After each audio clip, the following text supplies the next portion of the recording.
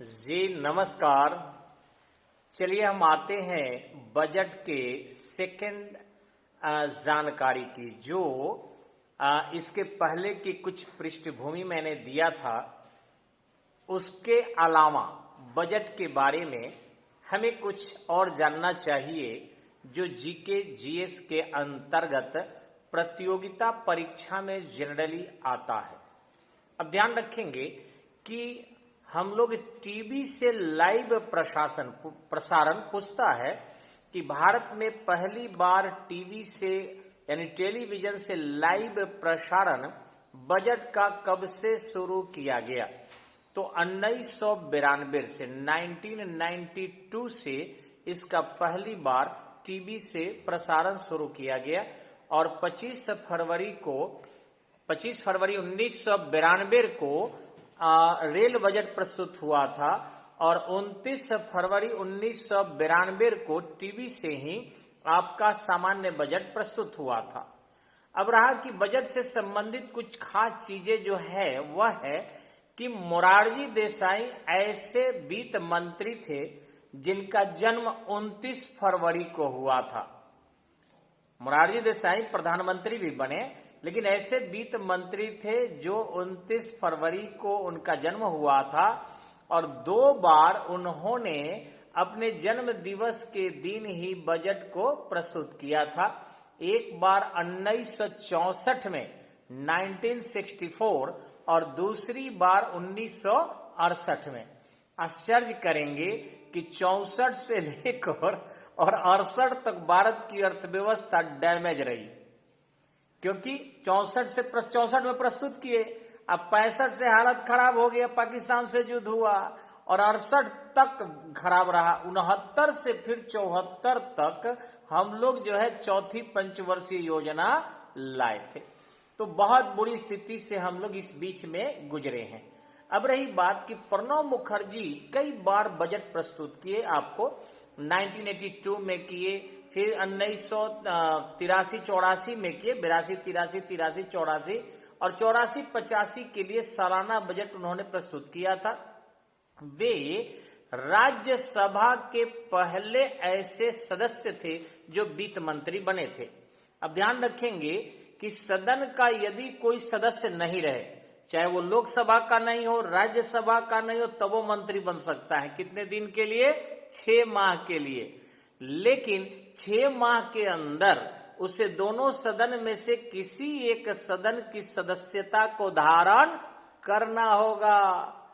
अब ध्यान रखेंगे कि पहले प्रधानमंत्री हमारे जो राज्यसभा के सदस्य होकर बने थे वे थे श्रीमती इंदिरा गांधी। यानी वे थी श्रीमती इंदिरा गांधी जो राज्यसभा के सदस्य रहते हुए और भारत की प्रधानमंत्री बनी थी। और सुने आप कि हमारे मनमोहन सिंह कभी लोकसभा के सदस्य ही नहीं हुए, वो राज्यसभा से ही 2 बार प्रधानमंत्री रह गए, पूरे 10 साल, और वो भी पंजाब के रहने वाले थे। लेकिन राज्यसभा के सदस्य कहां से बने? आसाम से बने। ये भी ध्यान रखने की बात एग्जाम में आता है। अब थोड़ा सा और बता दें आपको कि आर वेंकट रमन जो थे वे 1980 से 81 में अंतरिम बजट प्रस्तुत किए थे, यानी तत्कालीन। अब बजट जो है पूर्ण बजट पेश करने की जो होता है, जिसको सालाना बजट कहते हैं, उसको पूर्ण बजट कहा जाता है।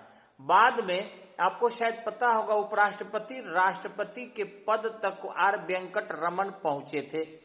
तो इस तरीके से पहले व्यक्ति हमारे बजट प्रस्तुत करने वाले आर वेंकट रमन थे, जो भारत के राष्ट्रपति भी बने, उपराष्ट्रपति भी बने। और आपके प्रणब मुखर्जी भी आपके बजट भी प्रस्तुत किए और भारत के राष्ट्रपति भी बने। अब एक और बजट के और सारे बहुत से प्रश्न हैं, मैं आपको बता रहा हूं, जो एग्जाम में आया भी है अलग अलग।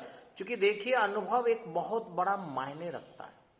आज के समय में बहुत से बच्चे YouTube पर अपने मटेरियल डाल रहे हैं, तो वो क्या करते हैं, वो क्वेश्चन को उनके दिमाग में नहीं है कैसा आता, बस क्वेश्चन डर्रे शुरू हो गए और आप सब उससे अट्रैक्ट हो रहे हैं कि चलिए समय नहीं जा रहा है, लेकिन क्वेश्चन के पैटर्न क्या आएंगे केवल पूछेंगे पढ़ेंगे तो 10 लाइन को हम लोग 10 क्वेश्चन बना सकते हैं। 10 लाइन में 1000 क्वेश्चन क्रिएट कर देंगे। पढ़ने से नहीं होता है, पूरे पृथ्वी भी जान लीजिएगा सफलता मिलने की संभावना नहीं है। हम कम पढ़ें, जो आता है वो पढ़ें, सिलेबस से पढ़ें और तब सफल हो।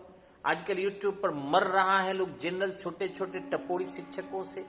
आप विद्वानों से जुड़िए। हम लोग यूट्यूब पर आने वाले नहीं थे, सच बता रहे। ये लॉकडाउन जो है यूट्यूब पर लाया है और मजबूरियां क्या नहीं करती है, सब कुछ कराती है।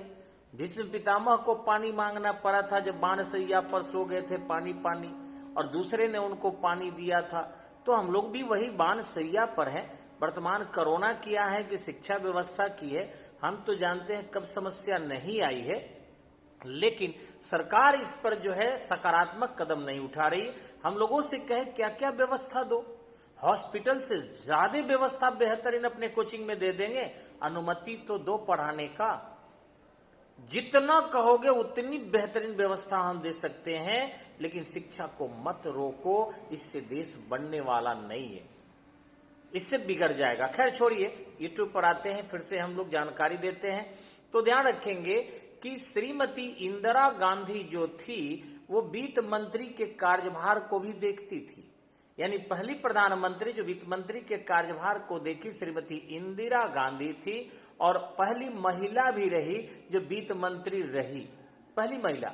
अभी आप देख रहे होंगे कि आपको अन्य वित्त मंत्री महिला भी है, लेकिन पहली महिला पूछे तो ये ध्यान रखिएगा कि श्रीमती इंदिरा गांधी को ही मानिएगा, उनके पास ही पद था। अब वित्त मंत्री के रूप में मोरारजी देसाई ऐसे थे जो सबसे अधिक बार बजट प्रस्तुत किए थे, 10 बार। राजीव गांधी के समय में पहली बार शून्य आधारित बजट आया था, जो विश्वनाथ प्रताप सिंह प्रस्तुत किए थे, और शून्य आधारित बजट जिसे जीरो बेस्ड बजट कहा जाता है, अमेरिका में प्रस्तुत किया जाता है आज भी। नेक्स्ट पॉइंट के अंतर्गत देखेंगे कि पंडित जवाहरलाल नेहरू ऐसे पहले प्रधानमंत्री थे जो बजट संसद में प्रस्तुत किए थे, और वो भी 1958 में। ध्यान रखेंगे क्यों, क्योंकि जो हमारे वित्त मंत्री थे टी कृष्णामाचारी, वित्त मंत्री थे टी कृष्णामाचारी, वो त्यागपत्र दे दिए थे, जिस कारण जवाहरलाल नेहरू को बजट प्रस्तुत करना पड़ा था। अब ध्यान रखेंगे कोई भी मंत्री यदि मर जाता है या त्याग पत्र दे दिया जाता है अथवा प्रधानमंत्री के सलाह पर ही राष्ट्रपति उसे हटा देता है, तो वह सभी मंत्रालय प्रधानमंत्री के पास आ जाता है। प्रधानमंत्री ही उनके विभागों का विभाजन करता है अथवा किसी अन्य मंत्री को वह मंत्रालय शिफ्ट कर सकता है। अब ध्यान रखेंगे कि राजीव गांधी प्रधानमंत्री पद पर रहते हुए भी और बजट प्रस्तुत किए थे। बजट में आपको ध्यान रखेंगे योजनागत व्यय के साथ साथ गैर योजनागत मद को भी शामिल किया जाता है, यानी नन प्लान नहीं है, लेकिन हो सकता है कभी एकाएक खर्च पड़ जाए। अब विश्व में अगर मोटे तौर पर देखेंगे तो 5 प्रकार के बजट माने गए हैं। एक आम बजट जिसको ट्रेडिशनल बजट भी कहते हैं, दूसरा है आपका निष्पादन बजट, जो आपके निष्पादन किए जाते हैं वो बजट होता है। उसके बाद जीरो बेस्ड बजट, यानी कि कोई भी कार्य को शून्य मान लिया जाता है और तब से फिर विकास की बात होती है। आउटकम बजट, यानी कितना डेवलपमेंट हो रहा है ये देखा जाता है। और जेंडर बजटिंग, जो आपके लिंग आधारित होता है कि महिलाएं कितनी तरक्की की, महिलाओं में बच्चियां कितनी छोटी छोटी तरक्की की, वृद्ध महिलाओं का क्या तरक्की हुआ, ये जेंडर बजट कहलाता है। यानी जेंडर बजट के माध्यम से महिलाओं के कल्याण का काम, उसके सशक्तिकरण का काम, उनके शिक्षा संबंधी काम, उनके आर्थिक विकास संबंधी काम, उनके रोजगार संबंधी काम, ये सभी ध्यान में दिया जाता है। और आजकल भारत में अलग से तो नहीं कहा जाता, लेकिन बजट में उनके अंश कुछ जरूर ही निहित होते हैं। अब ध्यान रखेंगे कि सर्वाधिक पहलू जो बजट के अंतर्गत है कि सरकार को एक वित्तीय वर्ष में प्राप्त होने वाली आय क्या होती है, हम इसे जो भी आय हो सार्वजनिक आय कहते हैं उसको, और उसी वित्तीय वर्ष में उससे होने वाले व्यय जो होते हैं वो सभी सार्वजनिक व्यय कहा जाता है। अर्थात सार्वजनिक आय और सार्वजनिक व्यय के विवरण ही संसद में रखे जाते हैं। आपको शायद पता होगा कि हमारे देश में डायरेक्ट टैक्स के अंतर्गत इनकम टैक्स भी आता है, कारपोरेट टैक्स भी आता है, इसी ढंग से पॉवर्टी टैक्स भी हमारे आते हैं, गिफ्ट टैक्स भी आता है, इसी ढंग से आपके केंद्र सरकार बजट टैक्स भी आपके इंटरेस्ट टैक्स भी लेती है, इसी ढंग से आपका भू राजस्व कर भी लेती है, व्यवसाय कर आप देख ही रहे हैं गुड्स एंड सर्विस टैक्स के अंतर्गत लगता है, और कुछ राज्यों में कृषि आय पर कर भी लगते हैं। कई बार तो रोजगार पर भी कर लगता है, राज्य सरकार जो है ये ले सकती है। लेकिन अप्रत्यक्ष कर के अंतर्गत आता है सीमा शुल्क हुआ, केंद्रीय उत्पाद कर हुआ, केंद्रीय बिक्री कर हुआ, ठीक इसी ढंग से केंद्र सरकार के अंतर्गत सेवा कर भी होता है, और बिक्री कर तो खैर अब नहीं है, लेकिन ध्यान रखेंगे कि स्टेट गवर्नमेंट बिहार में जो है पेशा कर एक नया लगता है। राज्य उत्पाद शुल्क हुआ, विज्ञापन कर हुआ, सट्टेबाजी हुआ, ये सब कर जो है राज्य सरकार के अंतर्गत आता है, जिससे राज्य सरकार आय को अर्जित करती है। लेकिन ध्यान रखेंगे कि आजकल नया ट्रेंड चला है कि न हम टैक्स को शो करेंगे और न व्यय के लिए बाधित होंगे।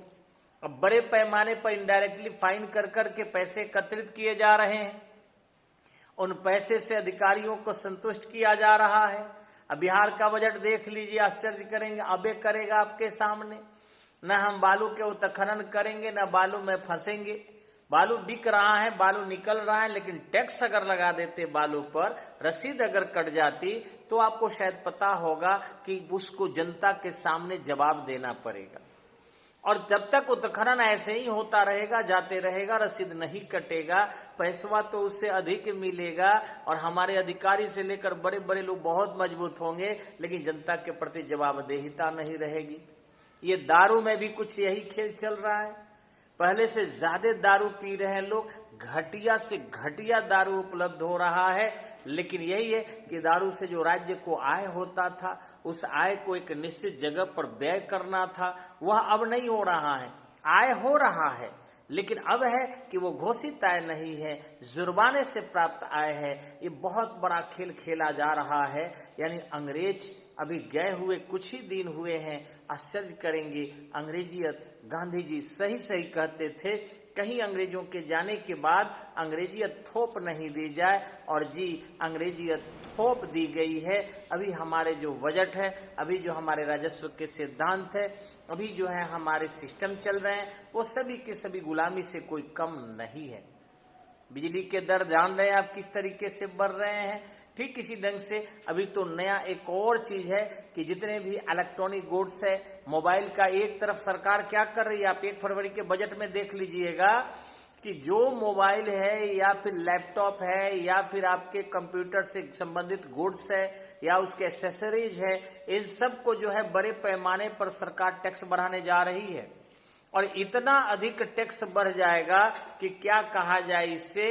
यानी 1 फरवरी आपको थोड़ा टाइम है, लेकिन जितने भी आपके विदेशों से ये सब चीजें आएगी, इनके रेट सरकार बढ़ावे करेगी, इसलिए कि उपभोक्ता इसके बढ़ रहे हैं। तो आपके आयात कर बढ़ाएगी, आयात कर बढ़ाएगी तो वो बोझ क्या विदेशी कंपनी को पड़ेगा? नहीं, ये हमारे देश पर पड़ेगा, क्योंकि हमारे नवयुवक खरीदेंगे, हमारे लोग मोबाइल खरीदेंगे, इलेक्ट्रॉनिक्स मोबाइल खराब होगा तो ये करेंगे, बहुत सारी चीजें हैं। ये गवर्नमेंट बहुत ज्यादा दिमाग लगा ली है, और अंत तक कमाएंगे हम और खाएंगे वो, और वो भी खाएंगे तो बताएंगे भी नहीं। ये सिस्टम है। पारदर्शिता जितनी कही जाती है, पारदर्शिता का गला उतना ही घोटा जाता है। भ्रष्टाचार जितने रोकने की बात की जाती है, भ्रष्टाचार रोकने वाले लोग ही उतना ही भ्रष्ट होते जा रहे हैं। तो इस तरीके से समझा जा सकता है कि हमारे बजट जो है पहले की तरह अब लोकतांत्रिक नहीं रहा, बल्कि यह सत्ता पर पकड़ बनाने वाले राजतंत्रात्मक हो चुका है। और जान ही रहे हैं कि फाइनेंशियल डिसेंट्रलाइजेशन के अंतर्गत अब छोटे छोटे वार्ड कमिश्नर के हाथ में पैसे दिए जा रहे हैं, मुखिया के हाथ में उतना फंड दिया जा रहा है, वीडियो जो है उसको पास कर रहा है। किस तरीके से ये पैसे लूट खसोट मचा है अंदाजा लगा सकते हैं। और इसकी पूर्ति के लिए विदेशी कर्ज लिए जा रहे हैं, स्वर्ण संसाधन हमारे देश के बेचे जा रहे हैं, कोयला बेचा जा रहा है, ये सारे निकल ये कहाँ जा रहे हैं पता नहीं। टैक्सेशन बोझ बढ़ाते जाइए और कुछ चंद नेताओं के हाथ में वित्तीय अधिकार देते जाइए, उनके कलम से सिग्नेचर होकर खर्च होते जा रहे हैं। यानी ज्यादा से ज्यादा ईमानदारी आने चाहिए, लेकिन हमारे बजट में क्या हो रहा है शायद आप संकल्पना भी नहीं कर सकते हैं। खैर ठीक है, हम लोग तो जीके जीएस से मतलब है, उसी सरकार का अंग बनना है, इसलिए उसके कमेंट्स तो हम नहीं कर सकते। लेकिन हाँ इतना जरूर है कि जो पॉइंट्स आपने सुना है इससे भी बेहतरीन पॉइंट ऑब्जेक्टिविटी के अंतर्गत आपको दी जाएगी ठीक अगले वीडियो में कि बजट में क्या क्या क्वेश्चन आता है। इसे सब्सक्राइब कीजिए और दोस्तों के भी शेयर कीजिए, जिससे जल्दी से जल्दी 1000 पहुंच जाए। फिर देखिए गर्दा उड़ाएंगे हम लाइव के माध्यम से, इतनी बेहतरीन नॉलेज मिलेगी जिसकी आप उम्मीद करते हैं।